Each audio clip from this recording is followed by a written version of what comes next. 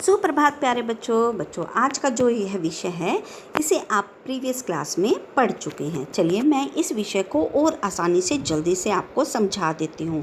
इस विषय को आसानी से समझने के लिए बच्चों मैंने यहाँ पर कुछ वाक्य लिखे हैं और वाक्य के अंदर मैंने रिक्त स्थान छोड़े हैं। रिक्त स्थान का अर्थ होता है खाली जगह।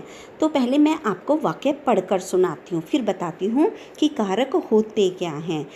राम डैश रावण डैश मारा, मोहन कलम डैश लिख रहा है, यह पुस्तक गीता डैश डैश है, पेड़ डैश पत्ता गिरा, सविता डैश साड़ी लाल है, पिता डैश पुत्र, बाग डैश गुलाब खिले हैं, सविता कुर्सी डैश बैठी है, डैश ईश्वर रक्षा करो। तो बच्चों इन शब्दों में के वाक्यों में जो शब्द नहीं भरे हैं उनको भरने पर जो शब्द इस वाक्यों में भरे जाएंगे उन्हें कहते हैं कारक। कारक शब्द। और कारक शब्दों का प्रयोग बच्चों वाक्य में होता कहाँ है?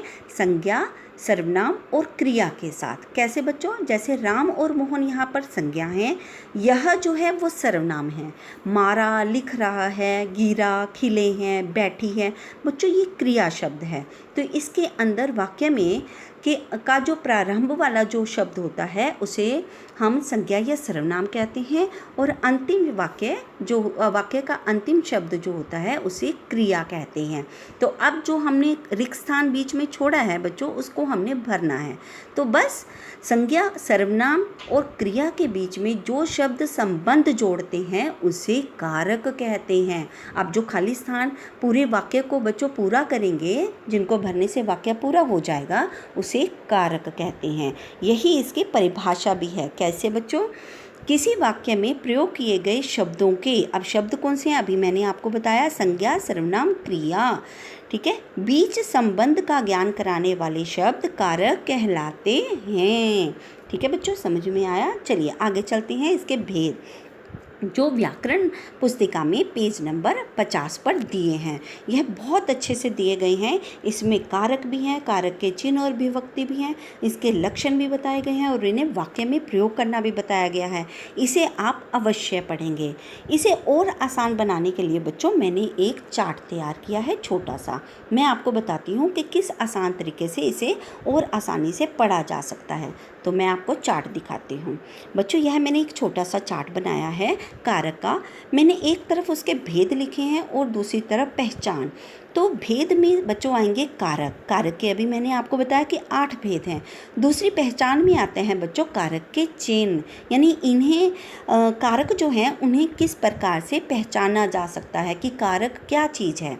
तो चलिए पहले मैं आपको भेद पढ़कर सुनाती हूँ। कर्ता, कर्म, करण, संप्रदान, अपादान, संबंध, अधिकरण, संबोधन। अब मैं कारक चिन्ह पढ़कर सुनाती हूँ। ने, को, से, के द्वारा, को, के लिए, से, अलग होना, का, के, की, रा, रे, री, में, पर, हे, अरे।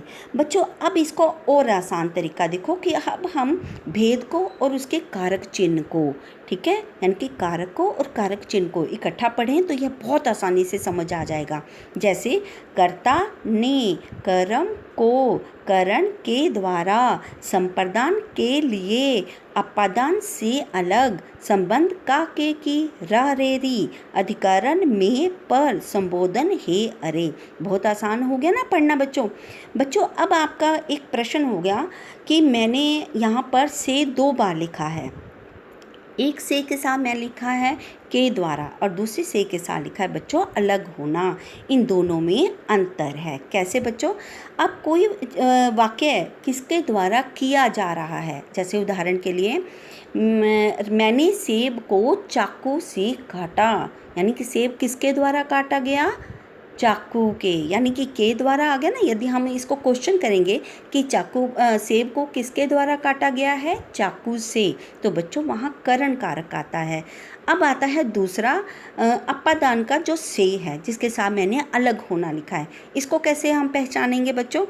अब मैं इसका भी एक उदाहरण देती हूँ कि कहाँ पर यह से लगेगा। ठीक है, जैसे बच्चों पेड़ से पत्ता गिर गया, यानी कि किसी चीज़ का किसी वस्तु से अलग हो जाना।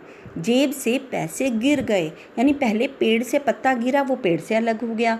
दूसरे उदाहरण में जेब से पैसे गिरे, वो जेब से अलग हो गए। वहाँ पर अपादान वाला से लगेगा। तो बच्चों आसान है ना इसे पढ़ना। चलिए अब हम करते हैं इसका अभ्यास कार्य। ठीक है बच्चों, अभ्यास कार्य में क्या है बच्चों कि यहाँ पर मैंने प्रश्नों के उत्तर जो आपने देने हैं उनके पेज नंबर लिख दिए हैं। अब मैं आपको प्रश्न नंबर 2 पढ़कर सुनाती हूँ। रिक्त स्थानों की में उचित कारक चिन्ह भरिए। तो बच्चों यहाँ पर आपको 2 कारक चिन्ह दिए हैं, इसमें से जो उचित है उसका मैं आपको बताती हूँ अध्ययन करके। संतरे मेज डैश रखे हैं पर राम दशरथ डैश पुत्र थे के। बच्चे गेंद डैश खेलते हैं से। सोमेश डैश पुस्तक ले आओ की। सभी भगवान डैश नमन करते हैं को। और तीसरा प्रश्न है, वाक्यों में प्रयोग किए गए रेखांकित कारक चिन्हों के नाम लिखो। बच्चों अब ये जो रेखांकित किए गए चिन्ह हैं उनके हमने कारक चिन्ह लिखने हैं। ठीक है बच्चों, जैसे मुकेश ने, अब ने शब्द किसके साथ था, मैंने आपको चार्ट में दिखाया, कर्ता के साथ। ऋषभ ने पंकज को, अब ऋषभ के पीछे ने है, यह तो कर्ता है।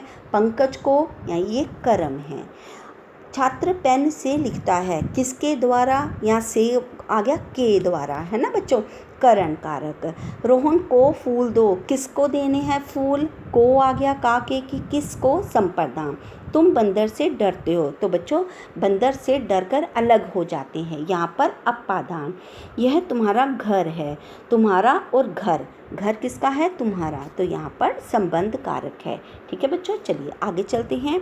सही विकल्प चुनकर रिक्त स्थानों की पूर्ति कीजिए।